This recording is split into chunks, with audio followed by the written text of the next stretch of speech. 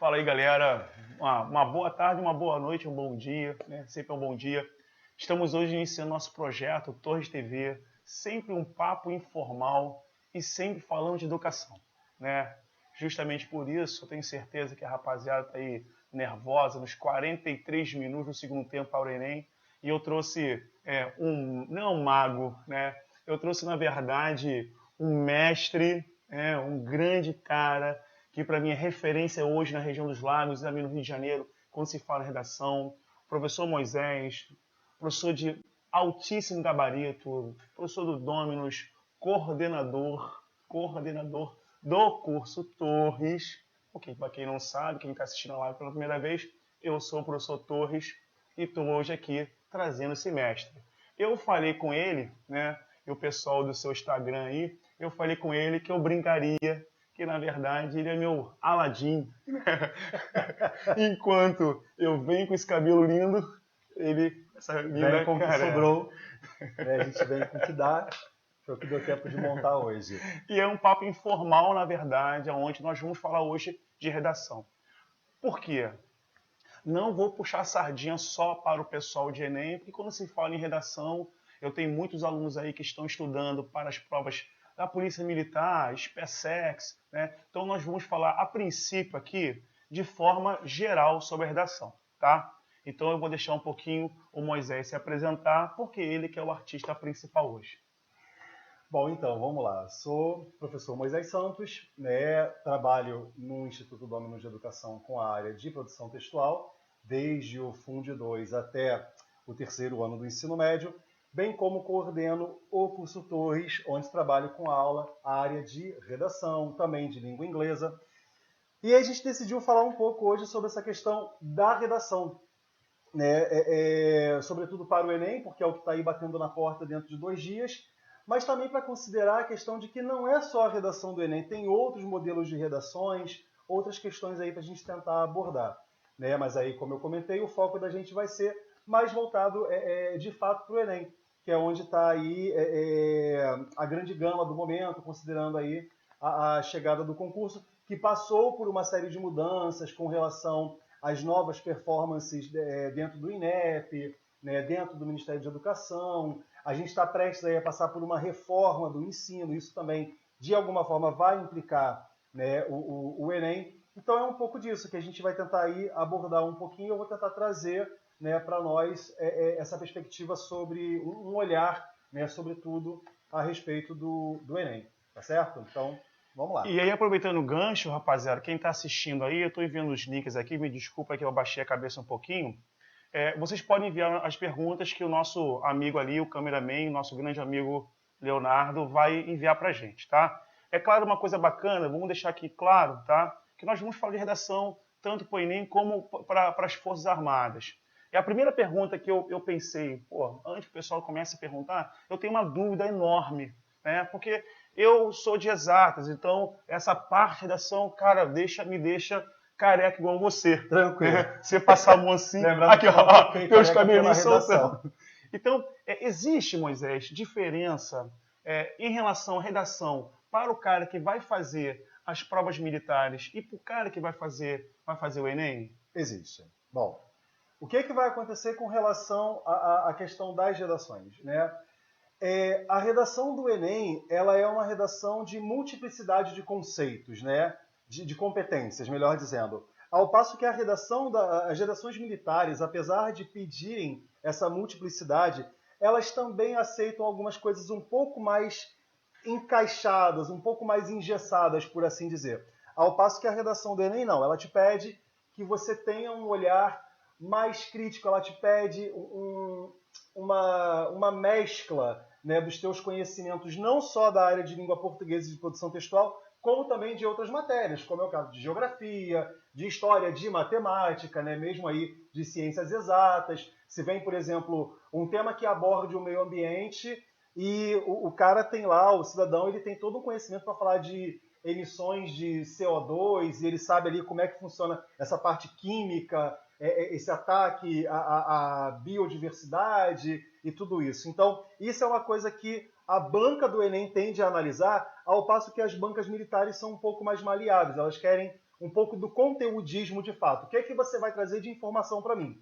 Né? A banca do Enem não, como é que você aborda isso? Então, ó, você que está aí assistindo a gente, né, e vai, de repente, tentar prova para a Polícia Militar do Estado do Rio de Janeiro, né, que está aí, pessoal tudo alvoroçado, vai abrir PEMERG, não vai abrir PEMERG, eu que estou estudando em casa, eu que estou fazendo redação em casa, isso é bacana. Já você começa a pensar isso aí, porque a redação da PEMERG, como eu costumo falar com os meus alunos, né, que vão fazer a PEMERG, por exemplo, uma das coisas que eu já abordo com eles a gente vai puxar as questões de competências, de áreas de conhecimento?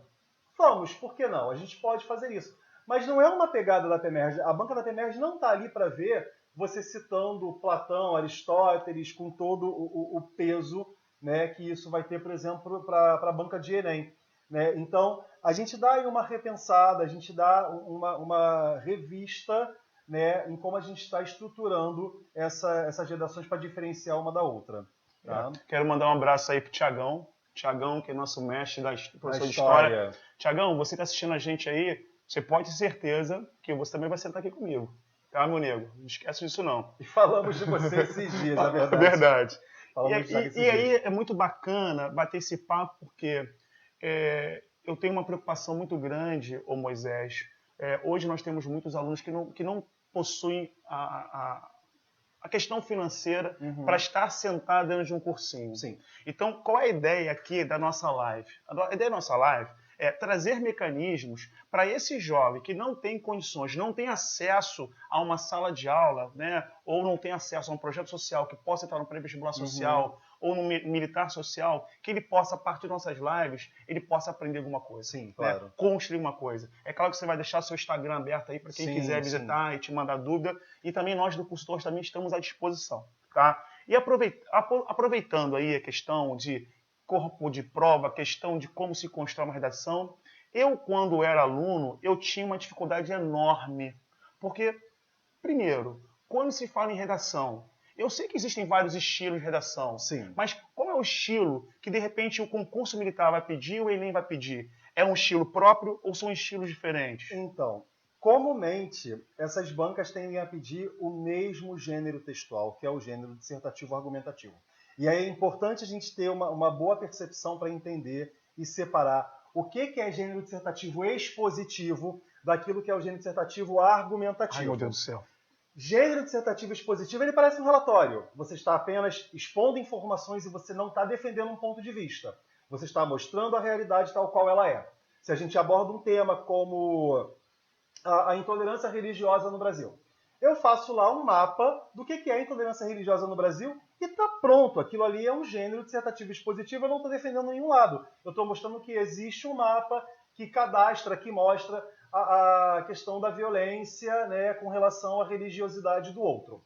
Bom, no gênero dissertativo argumentativo, o que vai acontecer? Eu vou mostrar, eu vou apresentar esse problema, mas eu vou defender um ponto de vista dizendo o quão errado isso é, o quão contra os direitos humanos isso se torna. Né? Eu tenho que entender os direitos humanos como uma entidade que trabalha a consideração dos valores do bem-estar social de um indivíduo dentro, né, da sua urbe, dentro da sua sociedade, dentro do seu grupo étnico, do seu grupo sociocultural. Então eu vou apresentar quais são os problemas referentes à violência com relação à intolerância religiosa dentro daquele contexto.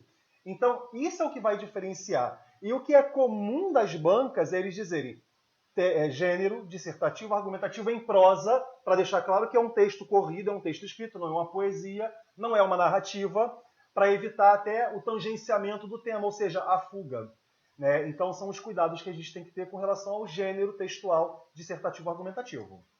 E aí, então, muito bacana isso que você diz, porque então, quer dizer, o cara que está em casa, né, construindo suas redações, ele tem que estar muito antenado para o tipo de texto que a banca dele exige. Que a banca exige, porque fica muito complicado, por exemplo, já aconteceu, se eu não me engano, na UERJ, que ela pediu carta argumentativa. Ó, tá vendo? Carta argumentativa já é outra coisa, você está argumentando tal qual o texto dissertativo argumentativo, porém, está direcionado a alguém. Requer lá um cabeçalho, que é local e data, requer um tipo de saudação, prezado fulano de tal, requer lá a contextualização, né, para colocar aquele fulano de tal dentro do texto, ou seja, já é diferente do gênero dissertativo argumentativo. Então vamos puxar uma sardinha aqui, que o pessoal está assistindo a gente, né?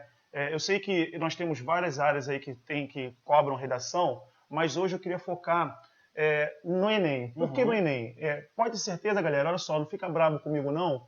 Vamos ter outras oportunidades. Sim. Que de repente nós podemos trazer o Moisés aqui para falar um pouquinho da redação na EPICAR, redação. Sim, claro. Na PEMERGE. Porque como nós temos um grupo enorme de pessoas que estão hoje, né, extremamente nervosas, com o Enem na porta, nós vamos falar um pouquinho de Enem. Sim. Tá? Então, assim, para esse menino que está lá agora, né, terminando lá o seu estudo, qual é a dica que você dá, Moisés, como professor de redação, né, para ele poder tentar, de uma forma, enriquecer esse texto dele? Né? De que forma ele pode atribuir palavras para poder fazer que uma simples redação torne-se um corpo uma prova maravilhosa? Então vamos lá, isso vai tomar um pouquinho de tempo para a gente poder se contextualizar um pouco melhor. Eu tenho que entender o seguinte, o Enem, enquanto correção, tem 5 competências. Né? Isso é muito importante eu entender. E aí é uma dúvida que rola muito entre alunos, que é o seguinte: eu tenho que seguir a redação de acordo com o contexto político da banca? Você não sabe quem são as pessoas da banca. E você, enquanto aluno de um concurso, você é apenas uma matrícula. Você não tem nome, ninguém sabe quem você é. Quem é esse cara? Não, ele é de esquerda, não, ele é de direita. Ninguém sabe quem é você. E você não sabe quem é o cara da banca. Então, o seu ponto sua redação tem que estar estruturada nas 5 competências do Enem. Quais são as 5 competências? Competência 1, gramática. Saber escrever dentro da norma padrão da língua portuguesa. Quais são os desvios mais comuns da gramática para o aluno? Crase. Crase é um inferno na terra. Dica. Pega essa palavra. Crase, Léo. Não sei se leva a crase, se não leva a crase. Joga esse maldito para o masculino. Deu ao, então vai dar crase. Pronto, já resolvi um probleminha. Aí, tá vendo, tem outras regras, mas pega essa básica aí, porque olha só. Cabe ao Ministério Público. Cabe à sociedade. Opa, se cabe a alguém. Crase. Né? Se a palavra for feminina, vai dar crase. Segundo, problema aí de ortografia. Acentuação. As pessoas não lembram muito a acentuação oxítona, paroxítona, proparoxítona. Isso é um problema, porque você tem uma tendência a errar ali a tua acentuação gráfica. Temos lá nossas regrinhas, né? Oxítona, terminou em A, E, O, acentuou. Amapá, Canapé, Giló, vai acentuar. Terminou em I, Iu, Caqui, Angu, não acentua. Paroxítona, maior grupo de palavras da língua portuguesa cujo menor número leva acento. Né? Então eu tenho uma regrinha que eu chamo de linurchão. Terminou com uma dessas letras, L-I-N-U-R-X, aotil, leva acento. Não terminou com isso? Não leva acento. Cadeira, não leva acento. Dei, a minha paroxítona. Órfão, terminou em ão, leva acento. É uma regrinha que a gente tem aí. Proparoxítona, todas são acentuadas. Terceiro erro mais comum, terceiro desvio mais comum de ortografia. Pontuação. Onde diabos eu uso uma vírgula? Onde eu uso um ponto? Meu Deus. Gente, regra de pontuação. Eu tenho que saber que o ponto periódico ele é uma marca respiratória. A vírgula tem regra para acontecer. A vírgula não é uma respiração. Tá? E vale a pena dar lá uma pesquisadinha sobre como funciona essa regra de pontuação. Competência 2, a mais difícil é aquela que dá 0 na prova inteira. Né? Porque a competência 2, o que ela significa? Você respeitar a estrutura da redação e saber explorar diferentes áreas de conhecimento. Né? Então, você tem que fazer o X da foto. Você explora, pausa para foto, você explora diferentes áreas de conhecimento, como eu falei. Você não vai fazer o seu texto falando somente do problema. Fala de geografia, fala de história, puxa um filósofo, pega alguém. Competência 2 está aí para isso, exploração de diferentes áreas de conhecimento. Mas deixa eu só te atrapalhar aqui. Eu posso, de repente, botar uma data? Vamos imaginar que eu imaginava que um acidente que aconteceu no dia 2/5/98. Tem gente que tem esse costume. Se essa data for real, sim, porque ela é um fato. Pô, mas olha só, será que esse rapaz lembra dessa data mesmo? Então, lembra só do evento. Do evento, fala né? do evento. Não fala da data, fala do evento. Eu acho que quem está assistindo a gente... Eu, quando era aluno, tinha isso. Né? queria mostrar, eu sou sabichão. Eu Sim. lembro, rapaz, vou lembrar da data, rapaz, eu não lembro nem do meu CPF. Fica tranquilo, lembra do evento, você tem um CPF, é o Eu suficiente. tenho CPF. Lembra Eu sou do CPF? gente. Isso. Eu sou gente. Lembra do CPF, ele te localiza no planeta. O número é outra parada. Se você lembrar, você está mostrando para a banca que você tem um conhecimento mais aprofundado daquilo que se espera, né? Mas se você não lembrar, você pode lembrar do evento, pode me contextualizar o evento. A mesma coisa ocorre com dados estatísticos. Não dê dados que não sejam reais, não invente, não simule dados, porque a banca vai pesquisar. Esse dado existe? Vamos lá, vamos buscar isso aí. Encher linguiça. Isso. Mas aí, poxa, se eu pegar o dado do texto, por favor, não faça isso. Não pegue o dado. Isso é plágio. Plágio é crime. O que eu faço naquele momento? O dado me diz 55%, pouco mais da metade da população. O dado me diz 35%, aproximadamente um terço da população. Eu vou tentando reconfigurar a leitura, eu vou reler esse dado. Eu estou abordando a mesma questão por outra óptica, né? Isso eu posso fazer. Isso me leva à competência 3, organização e capacidade argumentativa. O texto é dissertativo argumentativo, tem que saber argumentar. Se você não souber argumentar, não souber dizer que isso é um problema, se você não souber, desculpa a redundância, problematizar o problema, acabou. Você vai ter problemas, porque você vai ter problemas, porque você não está conseguindo argumentar qual é a questão que envolve esse problema, você não está conseguindo defender um ponto de vista.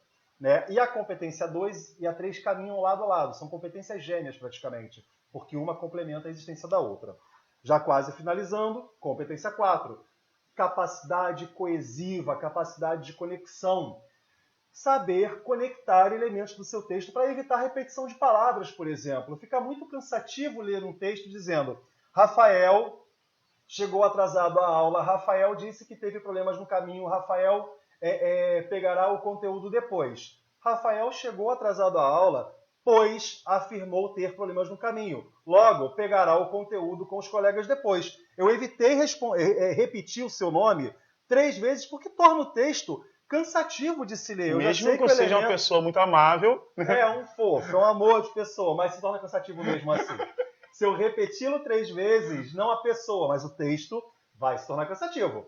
Tem que ter esse cuidado. Capacidade de conexão. Mas espera aí, Moisés, eu estou lá fazendo o meu texto e eu não sei usar o conectivo adequado. Eu quero que o meu segundo parágrafo complemente o primeiro. Ora, se ele adiciona, além disso, ademais, outro sim. Mas ele vai contra o primeiro. Beleza, entretanto, no entanto, contudo. Então eu tenho que saber como utilizar. Tanto que lá no curso Torres eu dou uma aula específica de mecanismo de coesão. Eu tenho uma aula minha que é coesão textual. Porque a coesão bem feita leva à coerência perfeita. Eu digo isso sempre. Então, eu tenho essa aula, uma aula só de coesão textual. Bacana. Porque você tem lá 2 horas longas e infernais na sua vida para entender que a vida tem que ser coesa. Né? Emil Durkheim vai dizer isso. Tem que levar a coesão, né? A coesão social. Que está ali na coesão textual. Por fim, eu tenho que lembrar automaticamente, ponto importante para alunos de prova militar. A banca do Enem exige a competência 5, que é a proposta interventora. Eu tenho que saber quem são os agentes de intervenção, qual é a função que eles empregam, o que eles fazem. E a banca militar geralmente não pede isso. Ela joga assim, é culpa do Estado. Cabe ao governo fazer isso, cabe ao Estado fazer aquilo. Então, na verdade, soluções que você pode trazer para a solução do problema. Exato. É óbvio que essa solução dificilmente vai ser uma coisa plausível de se resolver, mas você está mostrando que você tem ideias de como isso pode ser resolvido. Problema, eu tenho que ser coerente com relação à solução. Tem que ser uma coisa possível de se fazer. É que você entende o problema, você entende as causas que geram aquele problema e que você, na sua concepção, você tem ideias de como você poderia resolver pode solucionar. Coisas plausíveis. Não assim, vai chegar uma espaçonave Sim, não, e vai... Já vi redação de aluno que, quando o tema era o crescimento da violência urbana, já peguei aluno que falou que a solução era o fim das favelas. Eu concordo, seria maravilhoso ter o fim das favelas e um bem-estar social para todo mundo. Mas não é assim, o fim das favelas e vida que segue. Tem todo um contexto para isso acontecer e esse contexto tem que ser plausível, envolve ministério, envolve ações, envolve trabalhos, envolve quem vai fazer o quê. Né? Então a ideia sempre a proposta de intervenção o que, quem vai fazer, perdão, quem, o que e como. Por exemplo, vamos pensar aí um tema que é a perpetuação da violência contra a mulher. Quem pode agir? Poder legislativo. O que ele pode fazer? Aumentar a pena daquele que agride uma mulher. Como? Implementando novas leis. Implementando leis que aumentem as penas. Implementando o aumento da pena nas leis já existentes. Então, esse é o trabalho da proposta de intervenção. Coisa comum do Enem, incomum de outros tipos de redação, até mal visto. Né? Tem redações que falam assim, militares, tá? Que vão dizer, faça a redação, texto dissertativo argumentativo, fora dos padrões do Enem. Opa, fora dos padrões do Enem. Esquece proposta de intervenção, caiu por terra isso. Esquece ficar citando um monte de filósofos, caiu por terra isso. É um texto um pouco mais engessado. Eu quero ver como é que você defende um ponto de vista. Não quero saber todo o seu arcabouço de conhecimento. Já não vem a ser tão importante assim. Tá? Então são as competências do Enem aí. E a banca do Enem, ela é bem enérgica em relação a isso? Sim. Porque, na verdade, o que ocorre? Quando a gente fala... Vamos lá, meus alunos do curso Torres estejam presentes e lembrem-se disso. Introdução. E rapidinho, e se tiver dúvida, gente, tá? Tanto aí no Instagram do Moisés, pode entrar aí na nossa live ao vivo e pode enviar pergunta, que de repente nós estamos tendo aqui um papo informal, mas o nosso objetivo são vocês aí que estão nos assistindo. Pode mandar, tá? Introdução. Eu faço a apresentação do tema, ampliação da ideia, levanto tese. O que é tese? Aquilo que eu vou defender ao longo do meu texto, que sempre é um problema para o aluno criar uma tese, porque ele entende que o tema é a tese. Não. Tema é aquilo que me é proposto como problema. Tese é aquilo que eu levanto acerca desse problema para defender o meu ponto de vista. Por exemplo, vou usar o tema da violência contra a mulher. O meu tema é perpetuação da violência contra a mulher. Minhas teses. Por que eu acho que isso persiste? Por que isso se perpetua? Levanto geralmente duas teses porque eu tenho que ter 2 parágrafos de desenvolvimento. Primeira tese, complexo do príncipe encantado, que a mulher não vai lá procurar uma autoridade porque ela acredita que o homem vai mudar e a culpa pode ser dela. Questão social. Segundo, despreparo das autoridades no atendimento, no acolhimento à mulher que busca por esse auxílio, mediante a situação de violência que vive. São as minhas teses, eu vou defender isso ao longo do meu texto. Como é que isso vai acontecer, Moisés? Vamos lá, eu vou para o meu desenvolvimento. Primeiro, tópico frasal. É uma frase de efeito que chama atenção e me agrada querer continuar essa leitura. Porque se a frase for ruim, eu nem leio. Para prender o cara... Você tem que prender minha atenção. Se você faz um tópico frasal que não segura minha atenção, por que eu vou continuar lendo esse texto? Então, primeira coisa, tópico frasal. Segunda, ampliação desse tópico. Você explica esse tópico. Esse tópico pode ser a frase de um filósofo. Ele pode ser um dado estatístico. E aí eu vou ampliar, divulgando mais questões com relação a esse dado, divulgando uma nova óptica sobre esse tópico frasal, e aí eu fundamento uma ideia e digo, isso é um problema por isso, isso e isso. Né? O complexo do príncipe encantado é um problema porque a mulher segue acreditando neste contexto. Opa, fechei. Vou lá para o meu segundo. Tem que ter o tópico frasal. Se ele complementa o primeiro, além disso... há também um despreparo por parte das autoridades no acolhimento à vítima. Ponto. E aí eu vou apresentar que despreparo é esse. Que momento esse despreparo se faz verdade. Que dados estatísticos eu tenho que fomentam esse despreparo? Número de mulheres que foram a delegacias e não foram bem atendidas. Número de mulheres que não conseguiram chegar ao atendimento, que foram mandadas de volta para casa. Então eu vou lá e vou defender isso. Lá no meu segundo parágrafo de desenvolvimento é onde eu faço um fechamento, não a fundamentação. O que é esse fechamento? Eu vou dizer que esse problema é um problema nos 2 eixos, tanto do primeiro, do complexo do príncipe encantado, quanto no segundo, na questão da procura pela ajuda que não há. E aí eu fechei esse bloco. E eu tenho que entender, texto vem da palavra tecido.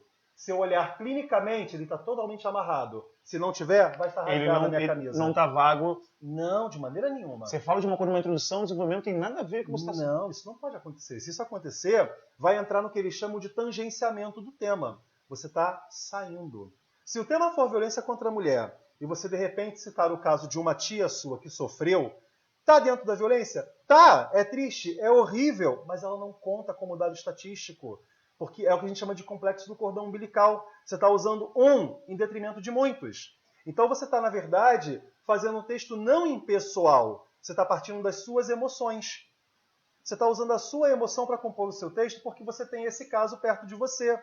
É horrível, é triste, a gente entende, mas eu tenho que separar esse movimento. Esse ambiente tem que ser separado daquela minha tia que sofre a violência doméstica, que é uma coisa horrível. Para todas as mulheres brasileiras que sofrem essa violência, eu faço um texto impessoal pensando em todas elas, não somente na minha tia. Ela não sofre a mesma violência que as outras. Quando você faz isso, quando você leva o texto para um eixo, para uma pessoa, você está tangenciando o tema. Você está falando de violência sob uma ótica muito particular. Então isso é tangenciar. A depender do nível de tangenciamento, está lá no edital de redação do Enem, a depender do nível de tangenciamento, se bater 0, perde a prova inteira. Meu Deus.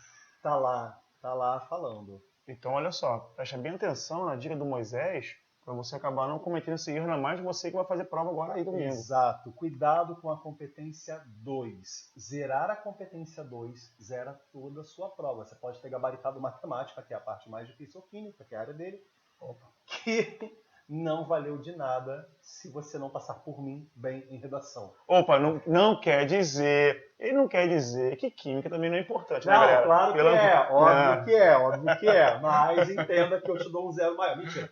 Então, assim, é importante eu lembrar de como funciona esse contexto de passar pela redação com um poder muito grande de argumentação. Isso tem um peso muito sério e eu não posso deixar isso passar batido. Certo? Uhum. Vamos lá, o que mais E aí, deixa eu te perguntar uma coisa que é sempre, claro, minha dúvida, porque estou esperando aí nosso cameraman, ele tá namorando aí no... Namorando não, porque é casado, tá? Depois a esposa tá ouvindo aí. E minha dúvida é o seguinte, eu lembro a tia da escola, né, meus amigos aí, uma vez escrevi na redação, você tenta escrever logo de caneta, porque a questão do tempo, né? Pô, se eu fizesse de lápis, e depois passasse a caneta, titia vai tirar. Sim. E aí, o que aconteceu? Aquela palavra, o tal da paroxítona, né? Não posso falar palavrão aí. O que eu fiz? Ô, tia, não tem borracha? Dá aquela passadinha de língua. E isso tanto na prova militar, essa rasura, né? Essa palavra que saiu mal escrita, saiu totalmente errada. Eu apago ela, eu forço e rasgo esse papel? Então, são dois conceitos muito diferenciados. As bancas militares derrubam você na hora, porque a aparência conta muito. A banca do Enem consegue ser um pouco mais tolerante com relação a isso. Então, você que vai fazer PEMERG, presta atenção. Galera de PEMERG, tanto que quem foi meu aluno, se estiver vendo aqui, vai lembrar de quando eu estava lá azucrinando a sua vida, porque você rabiscou a palavra e falava, olha isso aqui, porque vai tirar ponto. Né? A SpaceX é maravilhosa para isso, porque é 3 pontos por linha. E se bater 21, zerou. Bater 21 erros, vai zerar. O que acontece nesse momento com relação à banca do Enem? Ela tende a ser mais tolerante. Você não pode usar corretivo, o famoso branquinho, liquid paper, você não pode usar. Então a banca do Enem ela consegue ser mais tolerante. Caso você venha a cometer algum erro, você faz uma micro rasura, escreve ao lado da palavra, ela consegue entender. Poucas vezes. Vai fazer sair rabiscando, toda linha errei uma palavra, vamos que vamos. Não façam Rafael.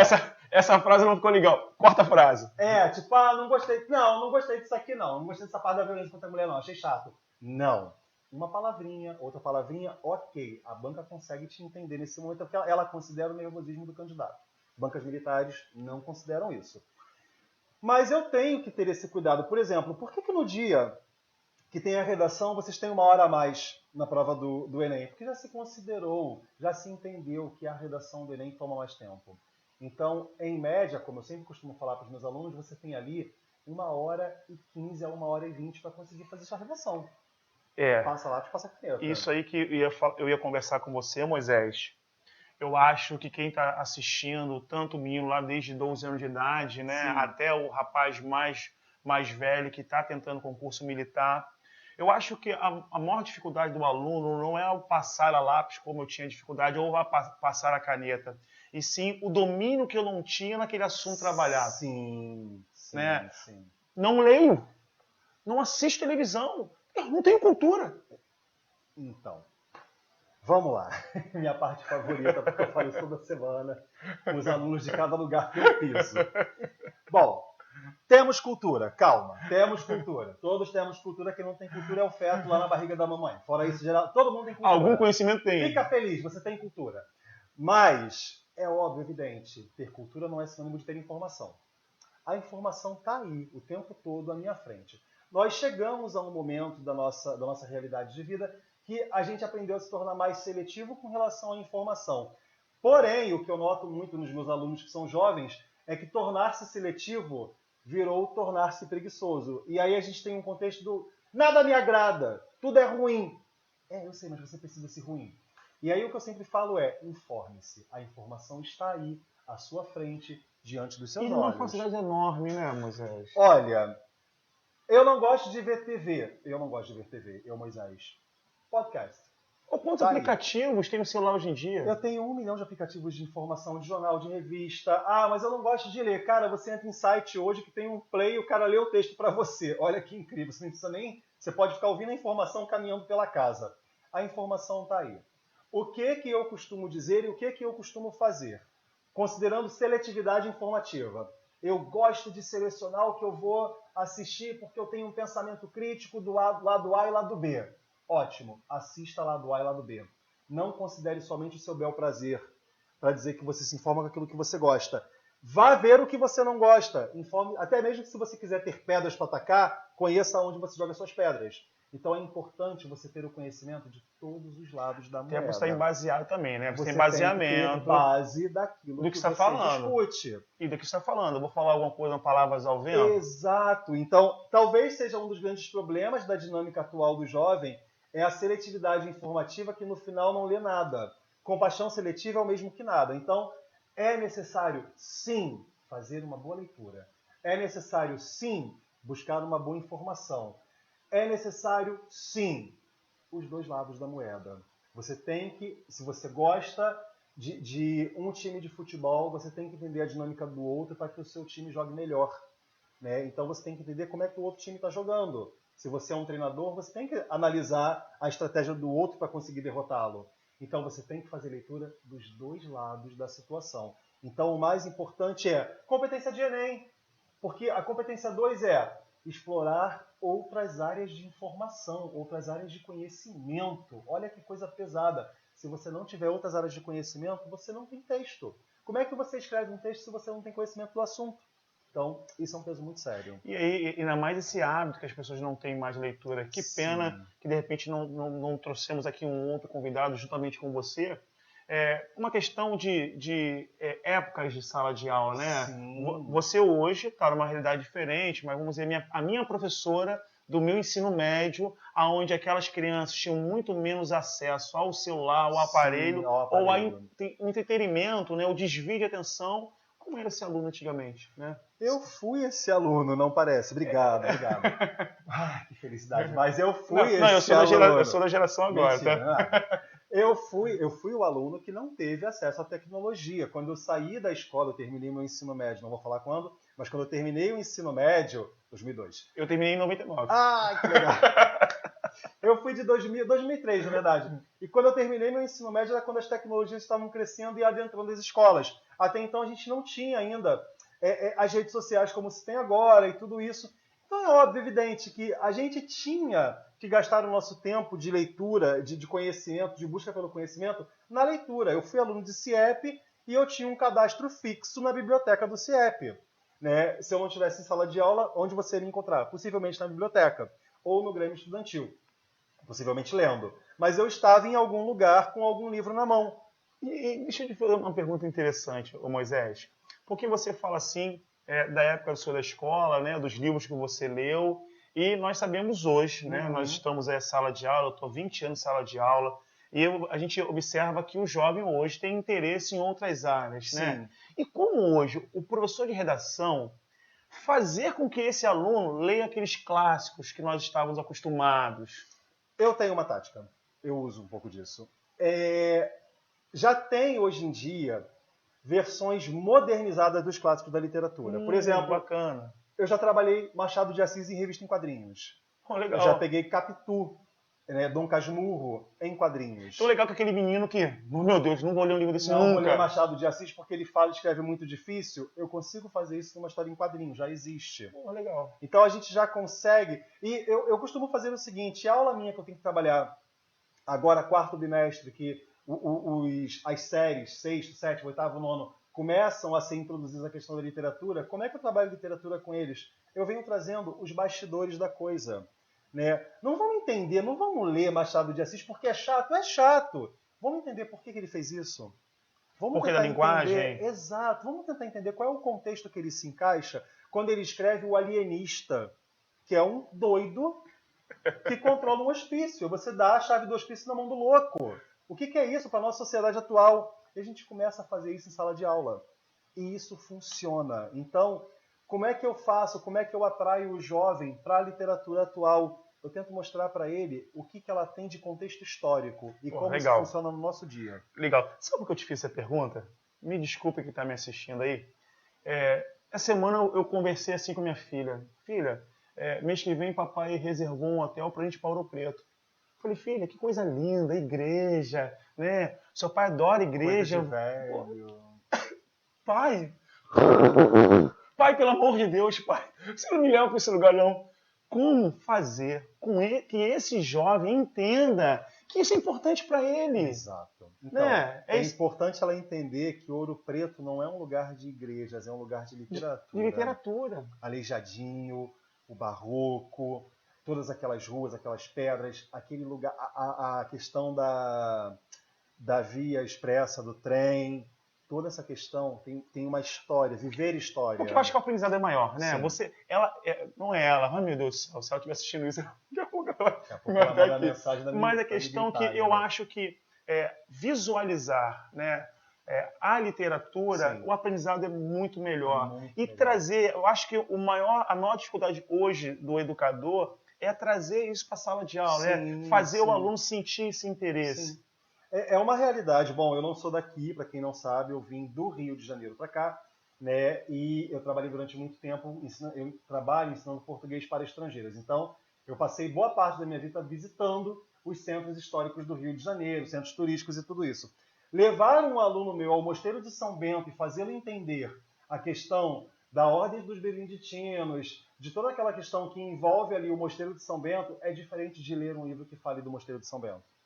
Né? Então, cada vez que eu levava um aluno meu dentro daquela igreja do Mosteiro de São Bento, para eles verem aquela arte barroca de madeira talhada à mão, é outra coisa diferente de ler aquela arte de madeira barroca talhada à mão. Então, você vai sentir aquilo ali. Tem outra questão.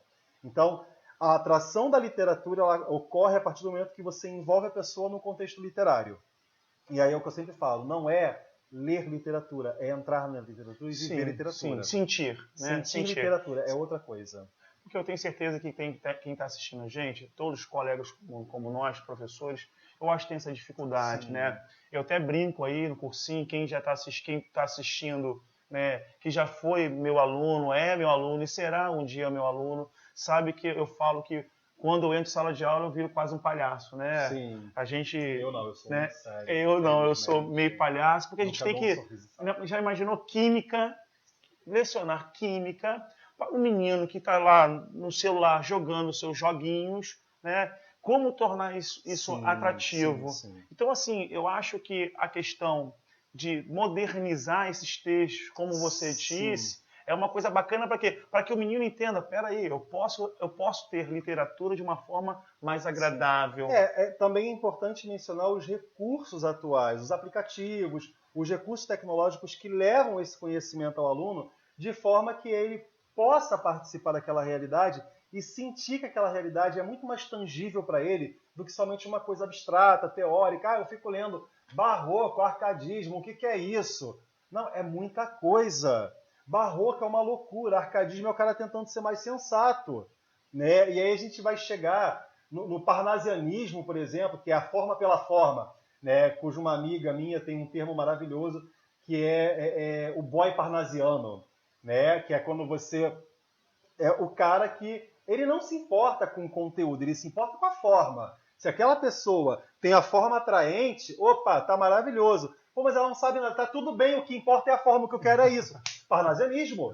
É a forma do poema pela forma do poema. Não tem nada de interessante além daquilo ali. É um período que não durou muito tempo. As pessoas não conseguiram se contentar com forma sem conteúdo. Né? Então é um modelo que a gente tem de poder trabalhar essas ideias. Né? Acho que é um pouco disso aí, integrar o pessoal. E eu vou aproveitar aqui, vou voltar um pouquinho na questão do Enem, porque assim, ô Moisés, eu tenho certeza, né, de quem está assistindo a live ou quem vai assistir o nosso programa depois no nosso canal no YouTube, né, que todo mundo está se perguntando. Eu acho que o que mais as pessoas perguntam hoje é quais temas vão cair. Sim. Né? Eu acho que fica todo mundo nervoso. Meu Deus, ô meus orixás, ô Senhor Jesus Cristo, né? Ele fica pedindo todas as entidades, as espiritualidades, né? Qual o tema? Qual o tema? Né? Eu acho que também que está perguntando isso aí, qual o tema? Tem gente ali já no Instagram. Qual é o tema? Vamos lá, qual é o tema? É óbvio, a gente não tem como saber, mas a gente tem os nossos chutes, nossas apostas. Bom, entender tema de redação, isso tem a ver com esse contexto pedagógico, né, que a gente vai estudar na pedagogia, que é a educação, né, como ela é uma questão de tensões, né, ela é um conflito, ela vai lidar com uma realidade que é a realidade política do momento. Né? A gente sabe que a redação do Enem sempre aborda tema social, ponto, não vai ter como ser algo diferente. O tema é social sempre. Mas coisas que aconteceram esse ano ou coisas que aconteceram no ano anterior? Coisas da atualidade. Da atualidade. Coisas da atualidade. Então, mas eles não... Geralmente, quando a gente vai falar de tema de redação, ele não vai te datar. Olha só, considera janeiro desse ano aí, Brumadinho. Não, não é isso. Mas problemas ambientais. Entendi. Atual. Não é o evento de janeiro, né, de Brumadinho, não é o evento de Mariana 2 anos atrás. Não é isso, mas é problema ambiental. Considerando a atual gestão governamental, que fala muito da questão nacionalista, da questão ser patriótico, da questão do que é ser nacionalista, pense em temas desse regimento. Doação de sangue, doação de órgão, inclusão digital, coisas que tornam o brasileiro mais nacionalista porque ele pensa no bem-estar nacional, social do outro. Tá, legal, entendi. Então, mas vamos imaginar questão social. Eu vi até uma publicação, são esses aplicativos que eu tenho de educação, em questão o presidente da INEP, né, falando de questão da direita, né, de que o Enem não criticaria ou não iria contra os textos. Né? Então, quer dizer, não existe isso de direita e esquerda. Não pode existir. Não pode. Não, isso não vai acontecer pelo seguinte. Olha o que eu estou falando. O que a gente entende por direita versus esquerda é que ambos, de alguma forma, exploram a questão social em perspectivas e em análises diferentes. Né? Se a esquerda, politicamente falando, tem uma questão social ali muito forte, muito marcada e tal, não quer dizer que a direita não vai ter. Só que ela tem sobre uma outra abordagem, uma outra visão. uma outra visão daquilo que é o social. Ambas vão investir em quê? Social. A questão toda se de um lado eu vou ter uma esquerda, por exemplo, que vai falar de uma questão social voltada para uma minoria, a direita vai falar de uma questão social voltada para o conceito de grupo. Grupo nacional. Se da esquerda, por exemplo, se num contexto de esquerda eu falo que a gente tem que discutir o racismo, porque é uma questão que envolve uma minoria que sofre esse racismo, a direita vai falar que a gente tem que discutir o respeito próximo e a empatia, porque isso envolve a questão racial, porque você está respeitando o seu próximo considerando o seu grupo étnico. Tolerância religiosa, porque você respeita o próximo considerando o seu grupo, sua fundamentação, sua percepção de mundo, sua cosmovisão pela religião. Né? Mas acaba com esse daí, porque já foi tema da questão religiosa. Mas ambos exploram a questão social sob análises diferentes. Um para a minoria e o outro para o contexto geral da situação. Então, essa questão que o presidente do INEP aborda de dizer, olha, não vamos criticar, não vamos atacar, não tem nem como. Não tem como. Então, o aluno que está assistindo pode ficar despreocupado. Ele pode ficar despreocupado porque ele não vai chegar com 3 pedras na mão. Não, eu estou dizendo isso, o Moisés, porque eu sou um cara que não sou político. Não entendo de política. Mas nós temos muitos alunos que são politizados. Sim, uma geração politizada. E tem mais acesso às informações e muito rápido, né? Então, para esse aluno ficar tranquilo. Relaxa, não tem isso. A questão toda aquilo que é de cunho social considerando o contexto generalizado. É o bem, não é direita, não é política. Não é. E aí, como eu falei, faça a sua redação tranquilo, considerando que a banca não tem direita e esquerda. A banca não vai corrigir a sua redação desconsiderando seu ponto de vista porque você é direitista, porque você é esquerda. Você é um número. Você é somente uma matrícula. Então, na verdade, não tem Rafael Torres lá. Lá é o número 557. Quem é Rafael Torres? Não existe Moisés Santos. Existe um número de um candidato que fez a prova. E pronto. Pela percepção da redação dele, o que eu quero saber é: as 5 competências estão sendo respeitadas? Foram respeitadas. Tá ótimo. Tá. Ele não feriu direitos humanos? Tá. Não. Então é então isso que eu peraí, preciso. eu tenho outra pergunta para você. Né? Já que o pessoal está meio devagar, e quem está assistindo, compartilha aí, tá bom? Dá uma força pra gente. Então eu vou fazer uma pergunta. Eu escrevi meu texto, né? Léo lá me colocou um tema, e na hora de fazer o título, eu copiei aquela frase. Não pode. Primeira coisa, Enem não se preocupa com o título. Primeira coisa. Tá, olha só, não requer Enem. isso de você. Ó, gente que está assistindo Enem, nós estamos falando. Enem não requer isso de você. Provas militares requerem isso de você. Então, quer dizer, o cara que vai fazer prova militar, ele tem que se preocupar com o título. Ah, mas a banca do Enem não exige. Então não existe isso. A banca do Enem é a banca do Enem, a outra banca é a outra banca. O que vai acontecer nessa questão toda aí? Existem provas, se eu não estou errado, o Colégio Naval, eu acho que é o Colégio Naval, que o tema eles chamam de tema-título. Então, já para você utilizar... É aquilo ali. O que é a pior coisa do mundo, porque você fica preso àquela ideia e você não tem direito de sair. Tá, então vamos lá. Outra pergunta, porque você está falando com um cara que é ignorante em relação à redação. Né? Mas eu coloquei meu título. Eu pulo linha do título para o texto? Não pule linha. Ah, mas fica tão bonito. Não fica bonito. Eu posso fazer um coraçãozinho? É uma questão de estética, não me faça o coração.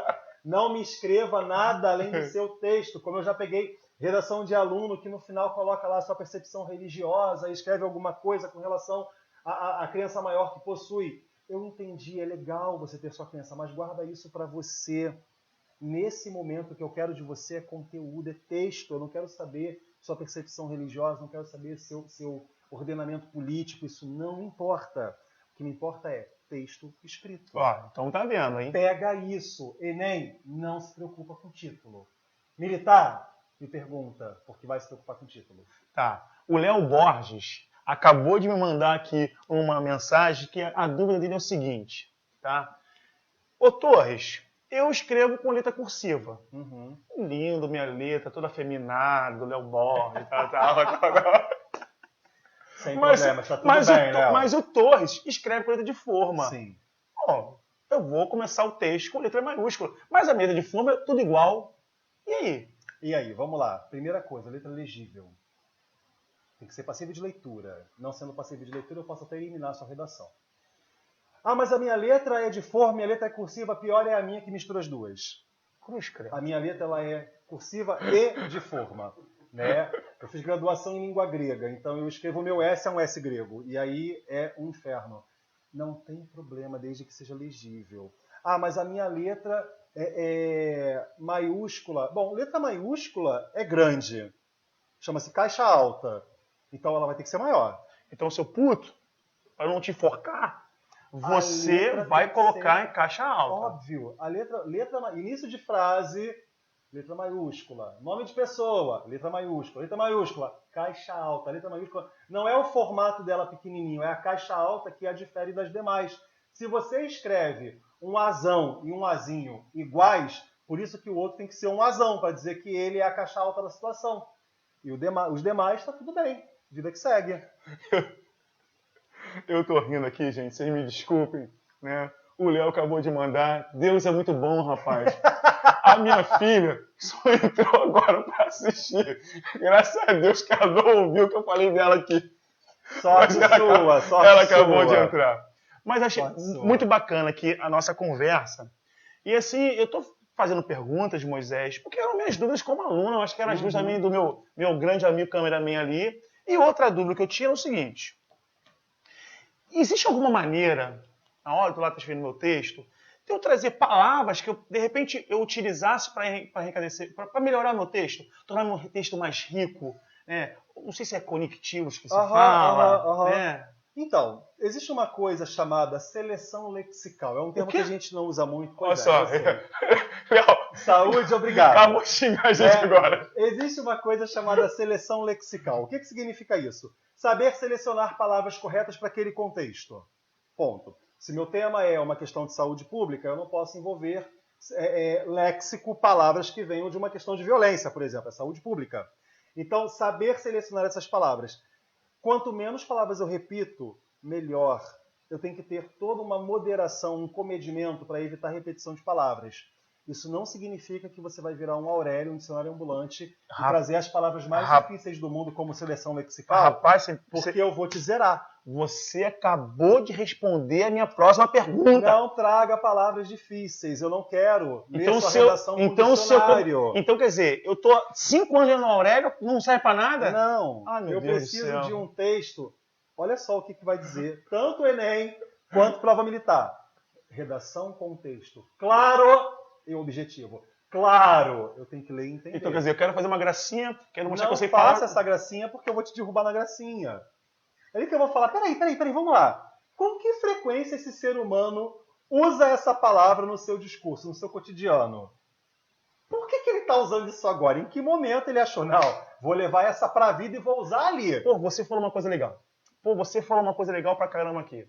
Então você diz assim, Torres, né? Então, se você quer decorar o Aurélio, mas não são palavras que você usa no seu cotidiano, que mesmo a sociedade não utiliza, e a gíria? Ela não entra. Gíria, então vamos lá, são dois extremos. Porque a gíria eu uso. Então, 0 ou 100. Birubiru não rola.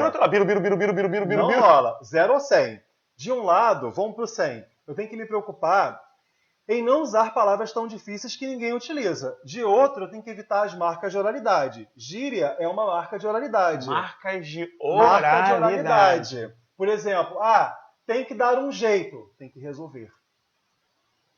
Tem que dar um jeito nesse problema. Tem que resolver esse problema. Jeito é uma marca de oralidade. Então isso não depende de ser Enem ou militar? Não, independentemente. Marca de oralidade não participa.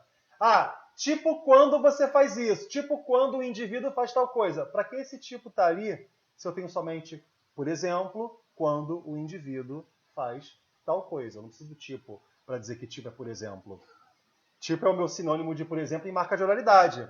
Então eu tenho que ter comedimento, eu tenho que estar no meio. Nem 0, nem 100, 50. Eu tenho que saber selecionar palavras que faça com que ambas as zonas de leitura consigam ler e interpretar aquele texto. Você está escrevendo um texto, apesar de ser um texto para uma banca, você está escrevendo um texto para um contexto que imagine se alguém estivesse lendo isso, como ia se portar com a sua leitura.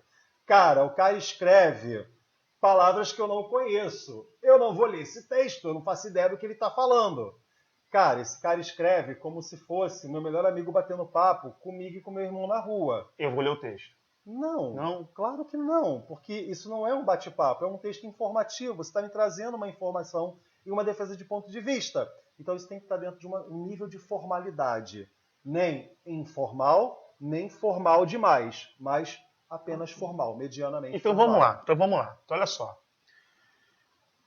Um aluno aqui mandou uma mensagem lá de Namá e perguntou assim, Torres, eu tenho costume, nós todos temos esse costume, né, de estar teclando no celular e abreviar palavras. Uhum. Né?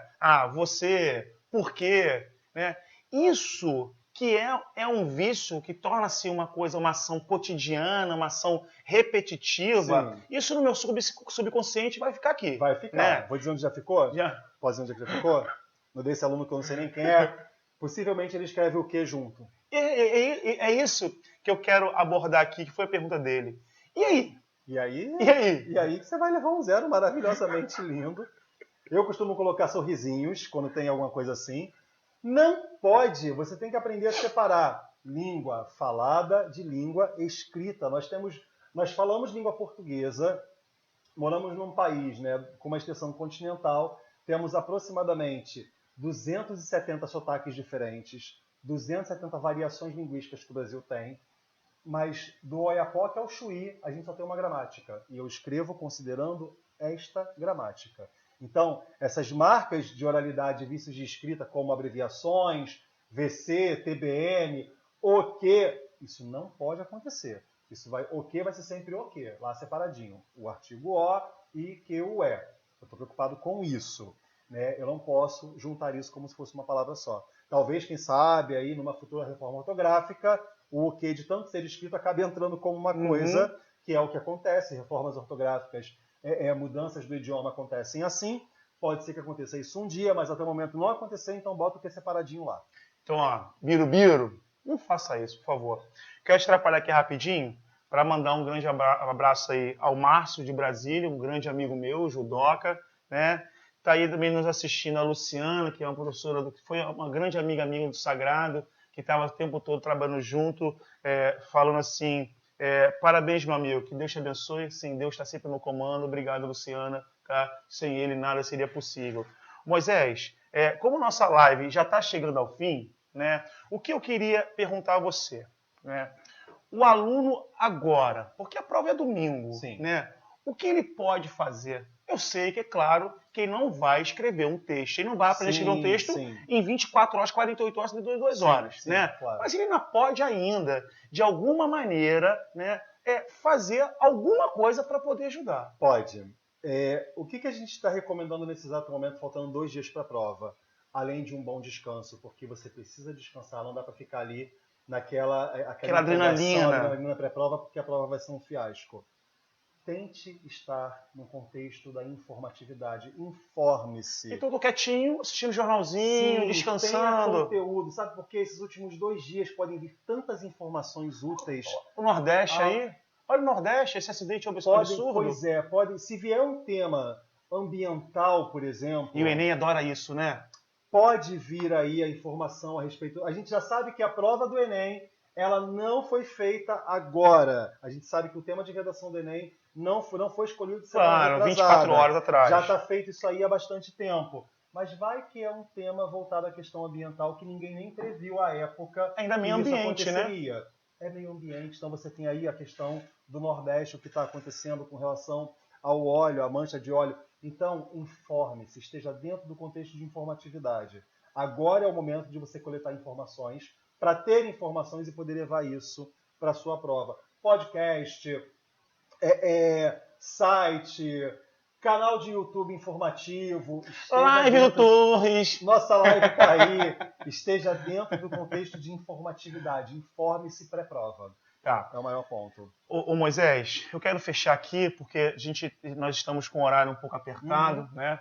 Primeiramente, eu quero te agradecer, né? Eu sei que nós, professores, quem está assistindo a gente aí sabe que nós temos uma rotina filho da mãe. Eu tô acabando a live agora, gente, porque agora 8 horas dou aula para a turma da Polícia Civil. Galera, daqui a pouco tô aí para dar aula para essa galera.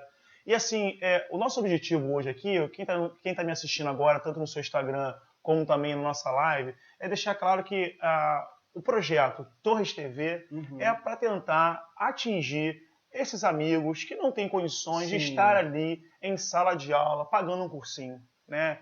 Vocês podem ficar à vontade. Quem fala, Torres, olha só, você pode semana que vem entrevistar um professor de física, química, história. Nós vamos trazer sempre convidados, sempre voltados na educação. É claro que eu não vou, Moisés, eu acredito que você vai concordar comigo, que no tempo todo nós vamos ficar falando de física, química, nós vamos falar um pouquinho de políticas, tecnologias, né, assuntos, para que o jovem de hoje possa estar mais antenado nessa questão. Por dentro do que está acontecendo. O que está acontecendo no seu mundo? É questão de concurso público. Eu tenho muita gente que está assistindo a gente aí que não sabe, por exemplo, o que é um concurso militar, não sabe o que é uma SpaceX, não sabe o que fazer de futuro. Então, o nosso objetivo é esse, trazer esclarecimentos, tá bom, meu povo? Então, eu quero agradecer, eu quero aproveitar aqui a oportunidade, primeiro, agradecer ao meu grande amigo Léo, tá? A todos aqueles meus amigos que estão aí entrando, curtindo, agradecendo.